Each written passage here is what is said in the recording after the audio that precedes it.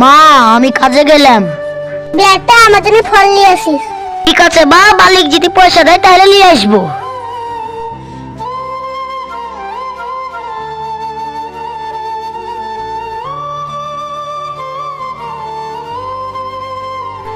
রাস্তা দিয়ে গেলে তো দেরি হয়ে যাবে, এবার বাদ দিয়ে যাই,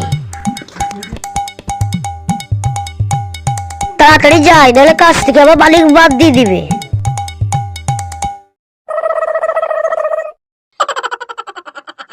মোহাম্মদ আসুক, 6টার দিকে কাজ, 7টার দিকে আসলে হবে। আর আজকে মাইনে দিব না, আসুক ও। মালিক কোন কাজ তোর আসার সময় এলো, এবার থেকে যদি তুই লেট করিস তোকে টাকাই দিব না। মালিক আমার ভুল হয়ে গেছে, আমাকে ক্ষমা করে দাও, আর পর থেকে আর হবে না। চলো কোনটা কাজ করবো। এই গেলা সরি কেন ছুটে গা। ঠিক আছে মালিক। কাজটা ঠিক মতন করে দিস না।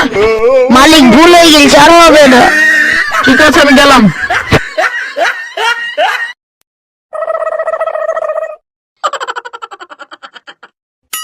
আল্লাহ, বড় লোকরা গরিবদেরকে কিছু মনেই করে না।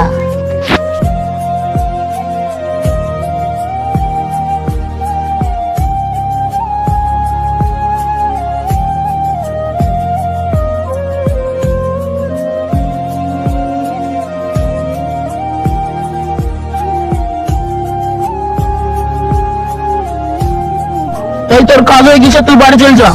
মালিক তাহলে আমার টাকাটা দে। 1000 টাকা। এমন দেরি করে এসেছিস, আমার কিসের টাকা কাল নিলিস?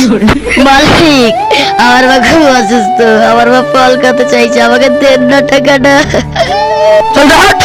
মালিক এই কাজটা আপনি ঠিক করলেন, আল্লাহ ঠিক অভিশাপ দিয়ে। ছাগল বাচ্চা, ছাগল, ছাগল বাচ্চা, ছাগল, ছাগল বাচ্চা, ছাগল। ও ভাই ছাগল বাজবা নাকি? বেচলে তো ভালোই হয়। কত টাকা লিবা? 10,000 টাকা দিও ভাই। দেখি দিবি তোমার ছাগলটা, ভালোই তো লাগছে। 9,000 টাকা দিও। না ভাই 9,500 টাকা নিও, আমার কষ্ট ছাগল বুঝতেই পারছো। ঠিক আছে ভাই, তুমি যেমন বলছো দাও, নিয়ে যাই। লাও ধরো টাকাটা। ঠিক আছে ভাই, তাহলে পরে দেখা হবে, যাও ভালো করি। আর খুব উপকার করলে, ভালো থাকো ভাই। ভালোই হলো, কম দামে পাই গেলাম। কিছু বুঝে না, বুঝলে কি আর দিত।